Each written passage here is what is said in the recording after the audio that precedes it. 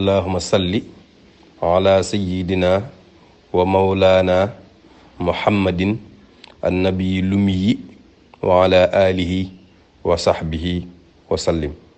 julli gii ci yonante bi sallallahu alayhi wa sallam képp koo xam ne nii boo sëlmalee tàkkusaan ci bis bu àjjuma wax nga ko juróom-ñett fukki yoon bala ngaa jóg fi nga toog, maanaam 80 fois bala ngaa jóg ca jataay booba suñ boroom dana la jéggal sa bàkkaar yépp te dana la bindal tiyaaba yi jaamu yàlla ak juróom-ñett fukki at 80 ans.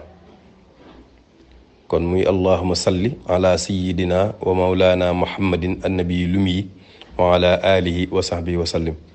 yow suñ boroom maa ngi lay ñaan nga dolli ay teraanga sunu sang sunu kilifa muhammad ki nga xam ne mooy sa yonente bi nga xam ne kii maanaam gi gën a rëy mooy mëntoon a jàng mëntoon a bind waaye andi na lu jaaxal ñiy bind ak a jàng.